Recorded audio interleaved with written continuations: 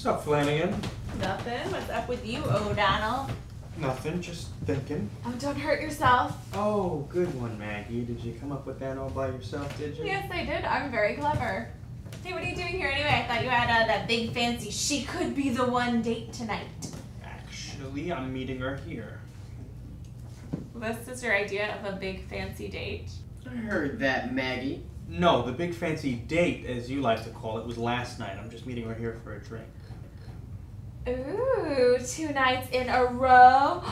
You must be in love. I'm not so sure about that. What do you mean? Sure, I want to talk about it. Trouble in paradise, is there? I guess you could say that. Come on, what's wrong? I thought she was like really amazing. She is, that's the problem.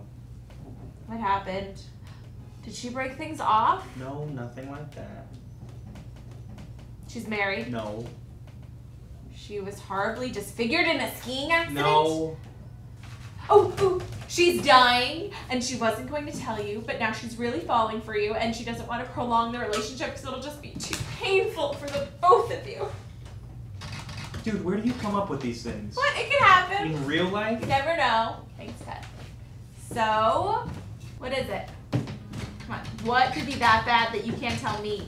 We talk about everything.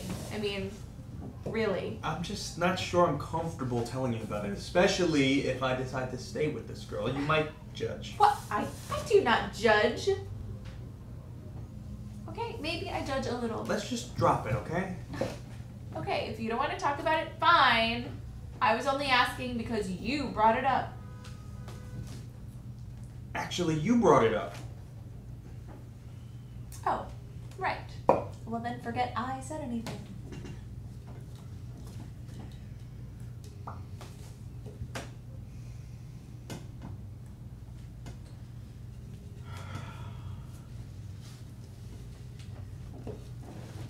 Okay, look, I'll tell you, but you have to promise me you won't say a word to anyone. Okay, I promise. Promise? I promise. Not a soul. No one.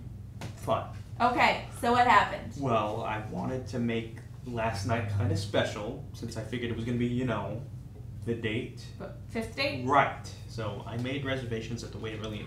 Nice. Picked her up at her apartment. Very chivalrous of you. Bought her a bouquet of tulips. What, no roses? Too predictable. Ah, nice touch. She looked hot. I mean, she had her hair down, and she's got great hair. Daddy likes good hair. Yes, he does. Nothing like a broad with a healthy head of hair. Just... Anyway, she looked hot, and I didn't look too bad either, if I do say so myself. Oh, very modest. I even wore my suit. Whoa, whoa, whoa. The death and marriage suit? Well, it was the date. Okay, true. We had a drink at the bar, and then the maitre d' hooked us up with the perfect table, and... How was the food there? Did you have the mac and cheese? Jen went last weekend and she said it was to die for. I did, in fact, and it was really good, but that's not really the point of my story, is it? No, sorry. Please continue. So we have one of those really long dinners where you just get so lost in the conversation, you don't even realize you're the last table at the place. She's just, like, super cool. She loves indie music. She's into foreign films. She hates shopping. She hates talking on the phone. I mean, she's just, like, the perfect woman. Yeah, she sounds like I mean, her. she likes porn, for Christ's sake. Jade, come on. Okay, now what could be that horrible that you would consider breaking up with a woman who likes porn? Just wait for it, Maggie. So, we finished dinner, and she invites me back for a little nightcap. She's got a nice one-bedroom apartment. She's got great taste. She's not too girly.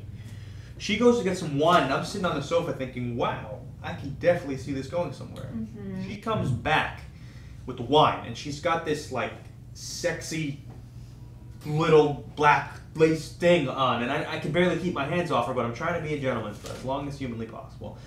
We start talking, and then one thing leads to another, and we start fooling around. Oh my god, she's a dude. Maggie, she's not a dude. Jesus Christ, give me some credit, would you? What, she's a virgin? No, just shut up and listen, alright? So finally, we, you know. And is it good? It was great. Okay, so I'm really not seeing a problem here. Just wait for it. So, we're laying in bed, laughing and smoking and talking, and all of a sudden... Her husband comes in. Oh, she doesn't have a husband, remember? Right, okay, then what? Okay, well, she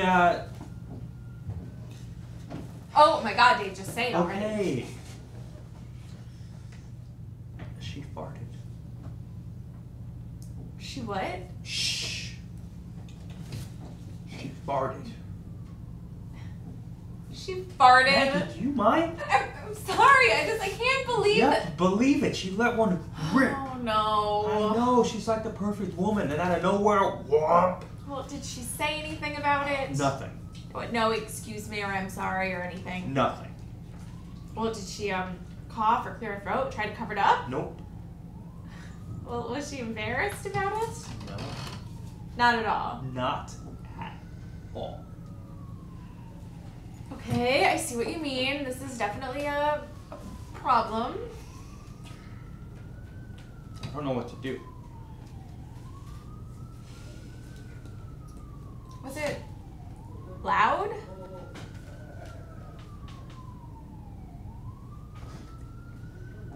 Yeah, kind of. Oh, wow. Did it smell? I don't think so. What do you mean you don't think so? How could you not know if it smelled? Wasn't exactly trying to get a whiff, Maggie. Okay, so if it didn't smell, it may not have been a fart.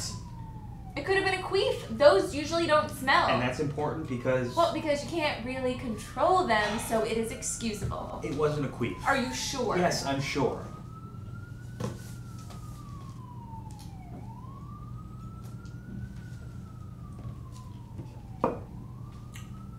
What kind of a fart was it? What do you mean, what kind of a fart was it? Well, was it, I don't know, wet or... Maggie! Okay, so if it was a gross fart, that's one thing. But if it was a polite fart... What the hell is a polite fart? She farted. It's sort of a game changer in my eyes.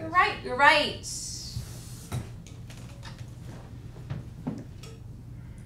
Maybe she was really embarrassed about it, but she was hoping that you didn't notice, and that is why she didn't say anything. There's no way I couldn't notice. It was loud. She just didn't care. She just let it loose, finished her sentence, and went to get us more wine. Wow. I know, it's like she was proud of it. And Frank and I don't even pee with the door open, and we have been living together for 3 years. Right. My point exactly. Hey, baby. Bump it. Do it. Come on.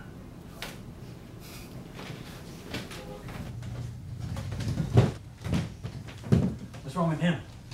Dave's girlfriend farted in front of him. Thanks for not telling anyone, Maggie. But it's only Frank. Dude, She's not my girlfriend. We just went on a few dates. it sucks, man. Are you sure it wasn't one of those other things? What are they called? A queef? Oh, here we go again. Yeah, queef. That happens sometimes. No, he's short. It was definitely a fart. Was it a loud Oh my one? God, enough. Okay, you know what, Dave? Why don't you just try to look at this whole thing from the bright side? And that is? That she feels so comfortable around you that she is not afraid to completely be herself. Nope. Sorry, Maggie. It just doesn't work like that. Dave's right. Kind of sets a precedent. Who knows what to expect if she's this comfortable now? Okay, you know what? I think you two are overreacting. So she farted. So what? Who farted? Dave's girlfriend. Awesome. She's not my girlfriend. What? I think it's sexy. I like a woman who can be herself around you. Burping, farting, scratching her ass in the morning. It's a fact of life, Dave. It's the way God made us. Well, then maybe you should date her. Yeah, I'm available. Shocking. I think the other table needs you. Alright. Look, Dave, I know that it is a little weird and, you know, setting a precedent and all that. But, God, do you know how hard it is to find someone that you actually get along with? And you just want to give all that up because of one little transgression? I don't know. It's not so little in my book. I'm not sure it's a quality I'm looking for in a woman. No, of course not. No one looks for that. I'm just saying that you could try to look past it, you know? Be a little bit more open-minded about the whole thing. How exactly do you suggest I be more open-minded about it? Maybe you don't think of it so much as a flaw, but as part of her I charm. don't really find flatulence all that charming. No, not the act itself, but the fact that she feels free enough to do it around you. Okay, okay, let's assume, for argument's sake, that this practice is acceptable. What if it goes just beyond the two of us in private? Like, after we date for a while, she starts doing it openly in public. Like, I take her to meet my parents, and she lets one rip at the dinner table. Or, we go to the theater, and she decides she can't wait till intermission. Ugh. Dave is right, Maggie. Men want women to be delicate, womanly. Oh, what, you think, Bridget Bardot never let one rip? Or that the Queen Mother just shits in her throne because she's feeling uncomfortable? Think again, my friends. What is it that you think that we do behind closed doors? Drop rose petals out of our ass? I don't know. But that potpourri stuff you buy sure smells like it came from someone's ass. Frank, it's potpourri. I don't care, Maggie. You know what? It is a fact of life. That is all I am saying. Women are no different from men when it comes to all of that stuff. That may be, but we don't need to hear about it. Right. Like with us, Maggie, I attribute the strength of our relationship to the fact that we keep the door closed when we use the bathroom. That is what you attribute the strength of our relationship to? You know what I mean. That kind of stuff is private. You need that, otherwise you'll lose the spark. Oh, okay. So, if I had farted in front of you on our 5th date, would you have broken up with me? I don't know. You don't know? Okay, let's focus, everyone. Okay, you know what? Just saying that I would hate to see you give up the perfect woman all because of one little transgression. It's a pretty big transgression. Oh, shit, there she is.